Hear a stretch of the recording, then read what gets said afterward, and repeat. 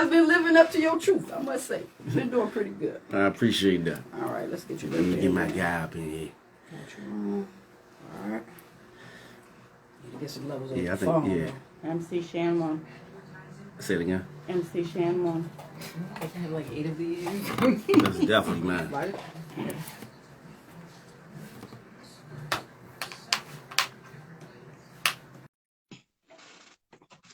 Let's get into this, man. All right, we ready? Yeah, I'm ready. All right, let's get in then. Let's get into it. 3. Waiting for my guy to come in here.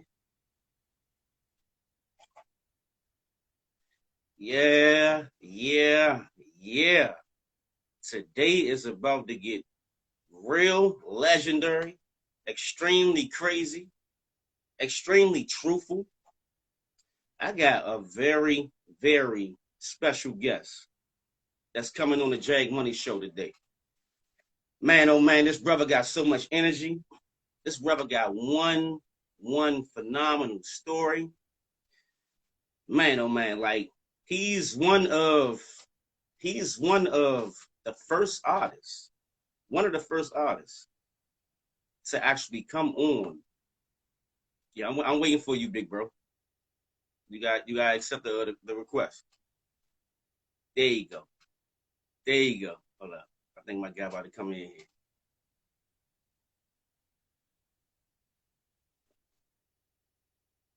Okay. Yeah. So like I said, he's one of the first artists to actually really put looks like I'm here. A legendary place in hip hop, which is called Queensbridge. And what's up, folks? And when I say he has so much energy, ain't too much change about this brother. I still keep up with him. And I was born in the 80s, man. You know what I'm saying? I was born in the 80s, so I always looked up to this guy. And not just him, his whole crew, which was called the Juice Crew. You know what I'm saying?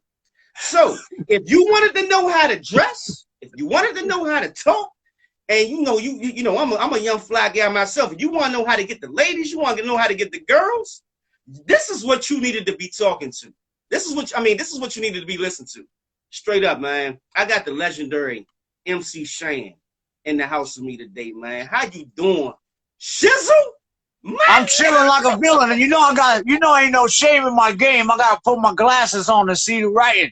Big shout to all of y'all. Anna Maria 326, digging for records. Cherish Love 68, dropping now. Knox, Vegas. What up? I got the seat. And you notice they ain't no fancy designer joints. These are the ones I go in Walgreens and I go get them 1.75.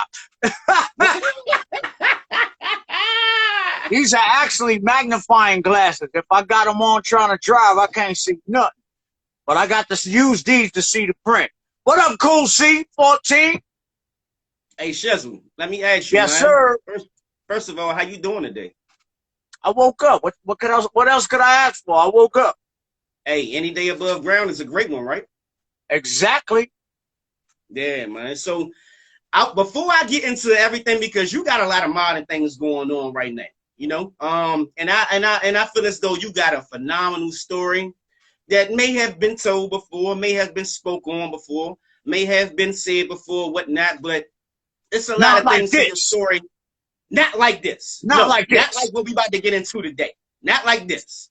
So I want to really get into that. But before I get into that, I want to ask you, because not to say that you're connected to this, but you do your era of rap and your legacy basically, you know, has a moment the way as though it's like one of the first biggest hip hop beats of hip hop ever, which is between you and KRS-ONE. Now, before we actually get into it, I want to ask you this because I felt like nobody ever asked you this. Now, I'm going to go back to before it even started. I'm not going to even ask you how it started. I'm going to let you tell me that. But what I want to know is how you feel about the first murder, one of the first murders that ever happened in hip-hop history, which was Scat La Rock. And by him actually, this is what I'm, you know, I'm a little younger. So if I'm not telling this truthfully, tell me when I'm where I need to be quiet and I need to listen. So off of this guy going to the project to go see about somebody who pressed his little man or whatever, which happened to be D Nice, the DJ, right? He went there to go see about that, and he ended up getting murdered. Am I correct? Yes, sir. Okay, you're correct. So is that one of the first murders that happened in like hip hop history? Yeah, of a famous or soon to be famous artist. Yes, it was. But there's a lot of things to that story right there. And let's get into it. Let's get into it. The fact 2 days before that happened, we were in Cleveland, Ohio, and Scott slapped the holy smacks out of this girl. So I get up in the morning, I get on the elevator, and Shorty get on the elevator, and she like, Shan, you respect me, but Scott Rock, I'm gonna kill his ass. She dug in her bag, pulled out a Uzi.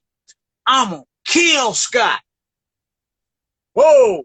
I had two choices at this point. Do I mind my business, act like I didn't see this, or do I be real thorough and go tell these brothers what happened? All right? So I go tell them, and like, yo, we got to figure a plan on how to get them out the hotel.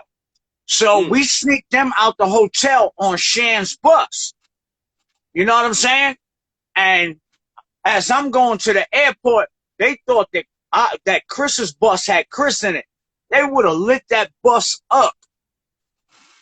But they see Shan was on it. Like, no, that's Shan on that bus. You know what I'm saying? They chased us all the way to the airport.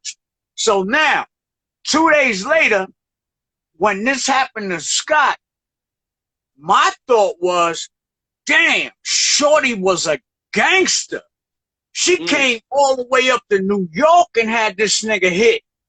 You know what I'm saying? But come to find out, it was a situation where you running behind. I never done that. You know what I'm saying? I'm not. Are you my mans and all that? He went and took up. He went and took up for somebody else. Right. I don't know the whole story, Shorty. I run with you, but I'm never one to just go running into, you know what I'm saying, gunfire because you say I should be shooting. No. You might have fucked with that nigga. You know what I'm saying? You saying, you know how many brothers we done lost behind that madness, man? Now here's a perfect example. I went out on a show one weekend. I called back home. Yo, where Inf at? Where Inf at? Yo, Shan, Inf got shot. What? Why Inf got shot? Running behind some cats that we don't even mess with like that. You know what I'm saying? Usually you should hear it like this. What up, Micah? It's like you should hear it like this. Yo, like they used to hear with me. Yo, Shan got in beef. This what happened. This what happened. Now, if it had to be go back and do something, I already handled it. You know what I'm saying? It is what it is. But I'm not going to go run to nobody else and get them in the middle of nothing, have them going to jail for something that I did. That just never was my thing. And the folks that mess with me, that do that, that's why they mess with me, because I ain't calling you, short. It's like, why you ain't call me and tell me? I can handle it, man, whatever. I don't, but it was just so happened that situation happened. And you know, I got a lot of hate mail behind that. Because think about it. That's why I chose to ask you, Shane. Hey, look, because I'm gonna tell you why I got hate mail. Because remember in Kill That Noise, I said I got a 25 with an 8-shot clip. The place that I'm gonna shoot you, it'll just take one. People were sending me hate mail. Shan, you killed Scott LaRock. I used to get hate mail, like, you know how you got the fan mail shit? This side was fan mail, that shit was hate mail. We don't like you, Shan. You killed Scott. Because I just said in that record, you know what I'm saying? It just so happened he got shot with a 25. Wow. And I don't see how somebody gonna shoot you with a 25 from a 13-foot balcony. That right there is just like the assassination of President Kennedy. Something funny going on. So when that had happened, and I know that y'all was like, this is like the first hip hop war for real. I ain't even gonna say war, but the first beat, because y'all was able to somewhat come together and, you know, kind of squash things or whatever. And we're going to get into that, you know, somewhat, you know. But like I said, how did that make you feel, though, like knowing that, all right, okay, these guys is coming for me? And another thing I wanted to ask you is this, too. At the time, you was way more popping than them. You was way more popping than them. You was way more popping than them. And from my recognition that they had heard, they got dissed or whatever, and they're like, nah, we don't want to hear that. And then they just kind of came for you and kind of singled you out the way. So like, why you talking about this guy? But they didn't know that you get down the way that you get down. And that's how they came and just started trying to, with the bridges over and things of that nature. Did you really feel like these guys was hating on you? Because hating, I don't think was a thing or a hating was not a word. Let me tell you what hating is. So, Let me so slow what you was down they right doing? quick. Let me slow you down. Okay, all right. Hating was a word that was created for guys like me and Chris that will say something about you. See, because you couldn't make us feel no way by calling us a hater. We don't like what you saying. So hater was made for guys like me that had a heart and said, oh, you think I'm talking about you? See, the word haters only made, look, the word haters only made so niggas wouldn't talk about them. I don't study men, so I couldn't give a fuck about them. I said, fuck y'all and up my game. QB is where I'm from, nigga. What's my name? You know what I'm saying? That's that hater shit. Hater is a word to make you feel like you shouldn't be talking about. That's all hater. And it was made for folks like me that didn't care. And I'm going to talk about you. I'm going to say what I want. Your record is whack. Chris going to tell you your record is whack. There wasn't too many of us out there that was going to do that type of tell you your shit was whack. Right. So do you feel like it was with jealousy, you would say? No, that was the sport of the time. No jealousy involved. That was the rap game. Okay, got you. The rap game was a gladiator sport, period. And if you think you the top, you got to expect for people to come get at you. Because who you always want to knock down? The nigga on the top. Right or wrong? So if niggas wasn't getting at you, you was doing something wrong, shorty. You know what I mean? And that was just the way of the game. It was a gladiator word sport. There was no fighting in the end of the night. You lost the battle, you went home and wrote a rhyme, and you come back the next day to fight again. It wasn't, rap battles weren't as final as they are now. You said something about me on a song, blah, blah, blah, blah, blah. Yeah. Come on now. You actually had to actually battle and come with records, because y'all came with records. Like, y'all came with not just records. And a DJ. With and a DJ. Yeah. Which was your band and orchestra at that time. I'm gonna ask you this. Angie, stop, Angie. I'm gonna ask you this. What I want to know is, I'm gonna come back to Chris, because I'm gonna ask you something else about Chris. But what I want to know right now is, by you being a forefather of Queensbridge rap as we know it as today. So all the Nas's, the Mobb Deeps, the Tragedy Gaddafi's, the Prodigies, and all these guys who actually came from out of that section, you know, how do you feel the way as though, like, for all these people to actually come from under you? Do you look at it that way, or do you look at it like the way I look at it like this? Y'all niggas stop saying Nas is the top dog. I'm the motherfucking QB general, y'all. I don't care what he did along the way, however it go down, you can't change history. I'm the motherfucking OG general, period.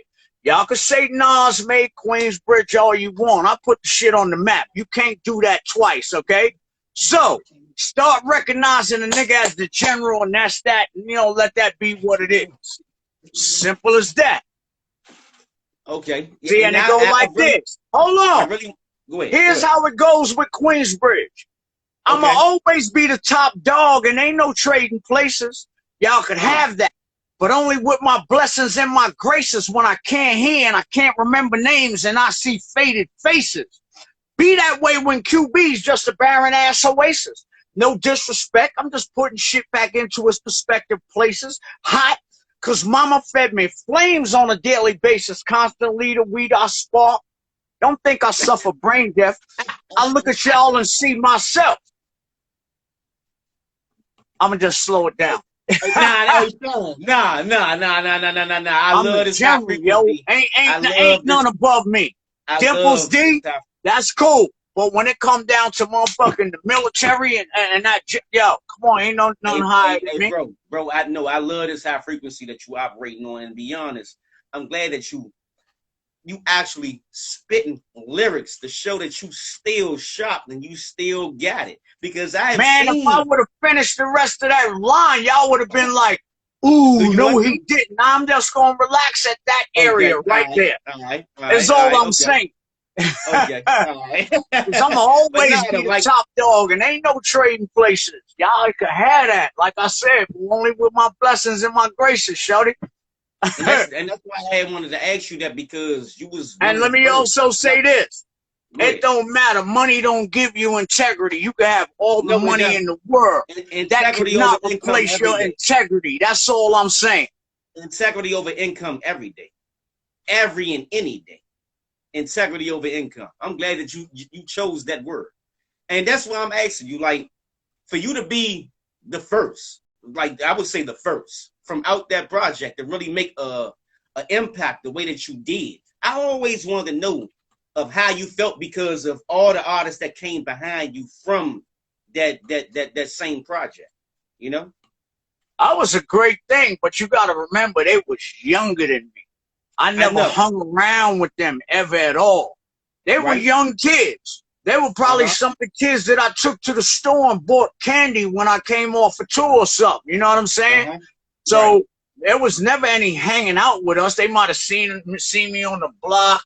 I may have influenced them in some kind of a way or fashion, but it was nothing that I knew about. I wasn't out trying to impress. I was trying to just do rap music. That's all. But to hear the stories of how Paul Mega and them used to look at me, I didn't think of it like that. I just was doing what I do. Come home off a tour, take the kids to the store, let them buy all the candy and do whatever. Because I knew their mothers and whatnot, and I was just, you know what I'm saying? So let me ask you this. Who would you say is your top 5 of not just the top 5? Don't ask me about no top 5. Ain't no top 5. I want to know who your favorite artist from out of Queensbridge. That's what I want. I ain't even getting that. Everybody stand on their own merit. Mobb Deep is who Mobb Deep is. Nas is who he is. You dig what I'm saying? Poet is who he is. You can't ask me who my top 5 is, even outside of just Queensbridge. And in the end of the day, the book hasn't been closed yet for us to sit down and tally the votes of who did what, when, what, why, and how. But you will say, and you will say in 2021 that Shan was sitting back saying, yo, Chris, man, what's wrong? Let me show you how much of a lyrically superior cat I was to you from day one. All these people believed you, crushed me. Let's do a versus this way, because he needs the fanfare. Chris is an entertainer. He needs to stay home and yes, y'all, in order to jump. Let's get into it. But wait. But when it comes down to lyrics, and we got to sit back and just listen to who was mentally motherfucking superior when it came to this motherfucking spit game, my nigga. Oh, my Lord.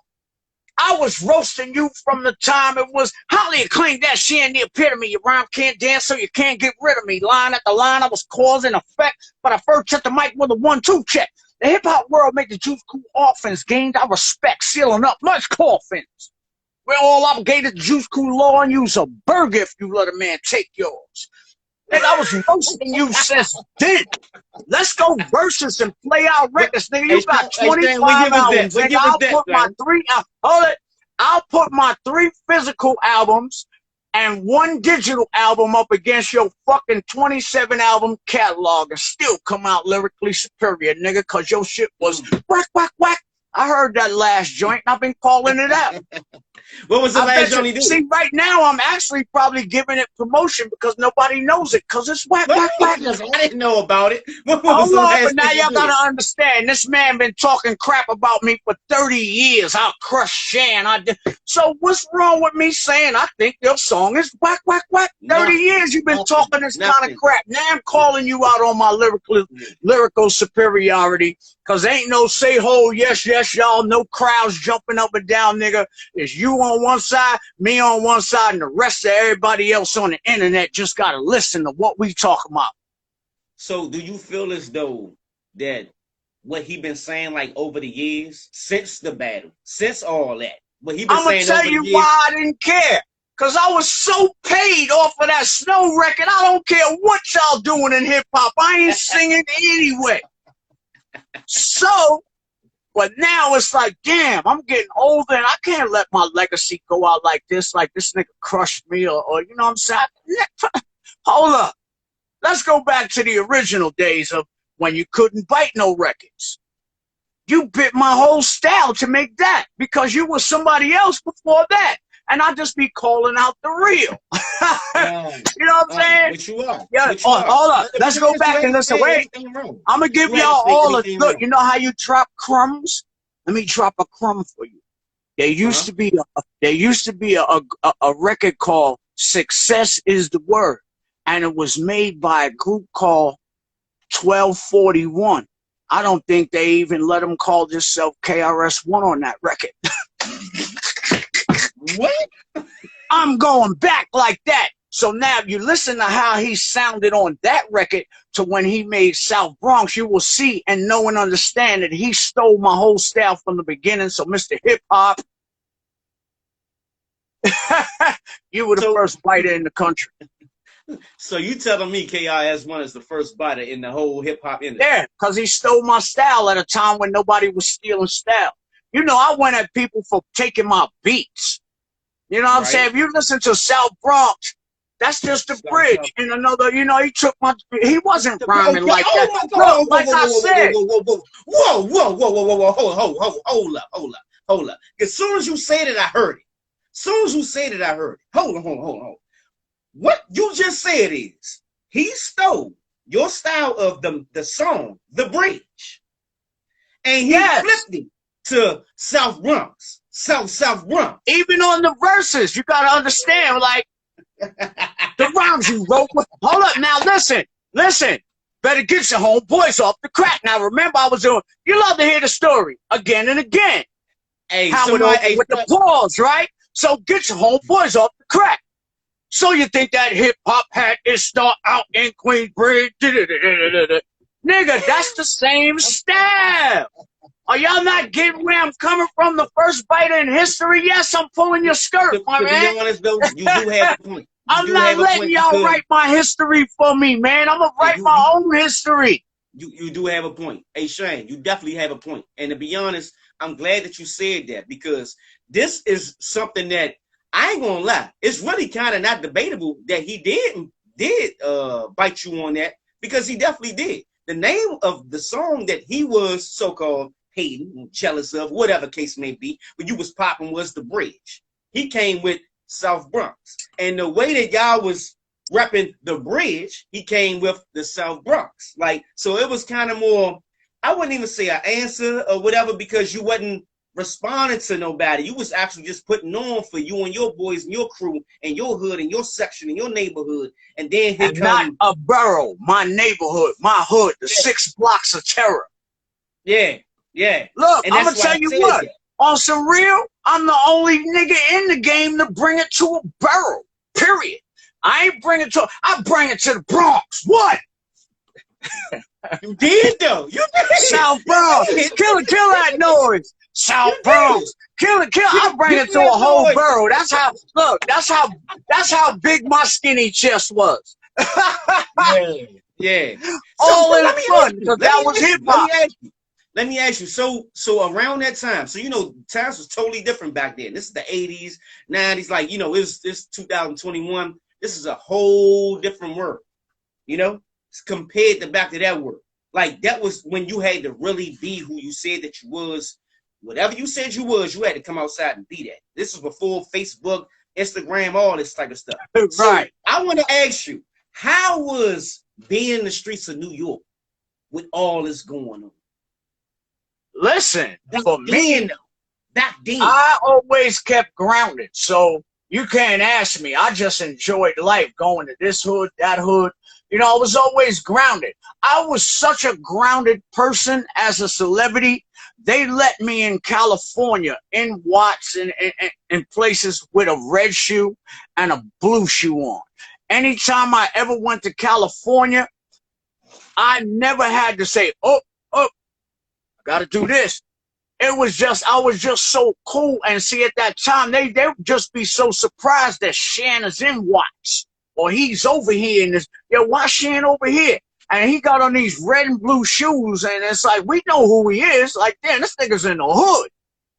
So it was just like that. It was just like everywhere I went, I just got love. It was never no time where anybody felt that I was trying to be better than them, or, you know, it was just, I think just me, I'm just being honest. You know, like I was born in '83, man. So, you know, by the time I was even hearing rap music, I was hearing you and hearing about all this that was going on and seeing all the bucket hats and the gold chains and the BBSs and all this type of fly stuff that been going on, man. So even still to this day, like it really shaped me to be the man who it is who I am.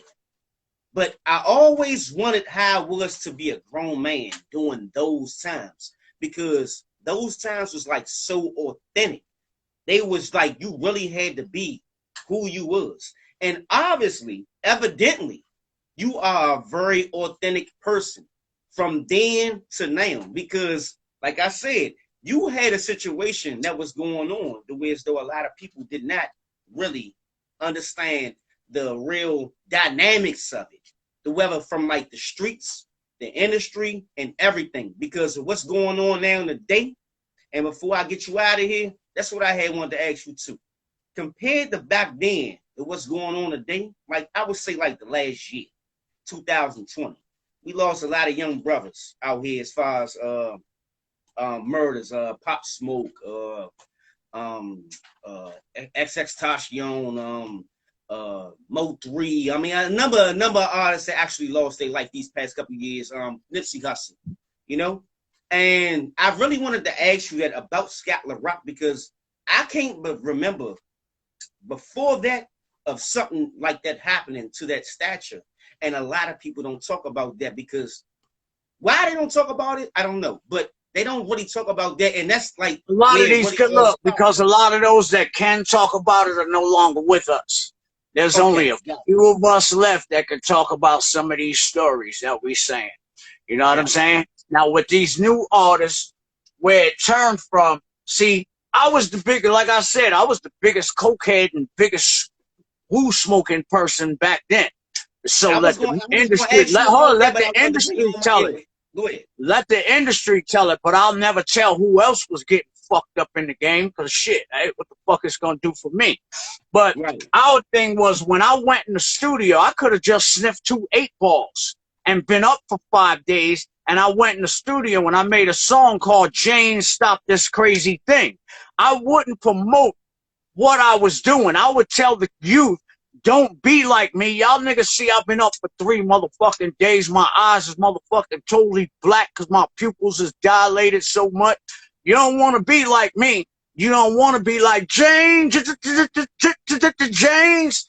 But nowadays, the whole industry and the way to keep the children under the ratchet finger of the establishment is sell them the most ratchetness and make it as popular as fucking possible.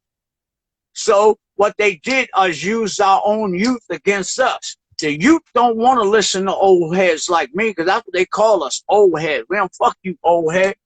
You know what I'm saying? You a legend. You ain't no old head. All right, what I'm saying, see, I can get through to a lot of these young heads, you know what I'm saying? I done turned from old head to unk now. I speak to the youth so much that I done turned from, just another old head to, yo, that's unk.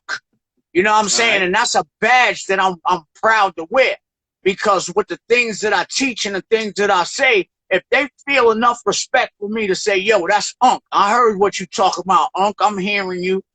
That's my greatest gift right now with the platform that I have, to teaching forward what I've been taught, to where we, as my generation, has let slip because they were in jail. They grew up fatherless and whatnot, so they don't have the knowledge that I have. That was, and somebody that embraces them for how fucked up they are. I don't mean to cut you off. I don't mean to cut you off, man.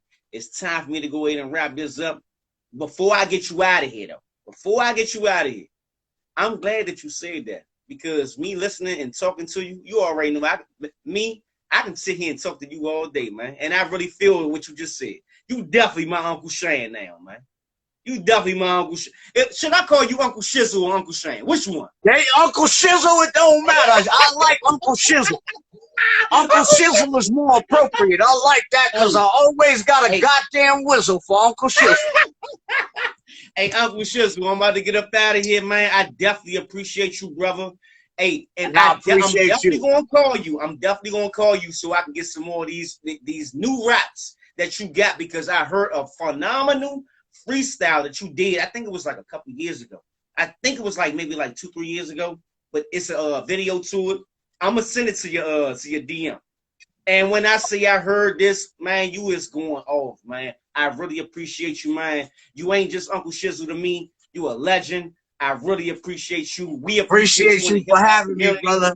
You are family to the Jag Money Show. And thank you again, MC Shan, man. I just want to make sure you tag me so I can watch this again. I want to see how much of an asshole I made myself tonight. Hey, Uncle Shizzle, man, I appreciate you, bro. For real, man. Thank you, man. Appreciate you. I'm out. I gotta go get the kids. They in the house. I gotta go get the kids too. They in the house. They caused me havoc last night interview. Forget that. I ain't fucking with them today. All right. Out. Wow. How do you feel now? Close your show. Hold on, man. You just can't stop. You gotta close your show out. Just drop the head. That's it. I'm done, Fit. You did an excellent job, bro.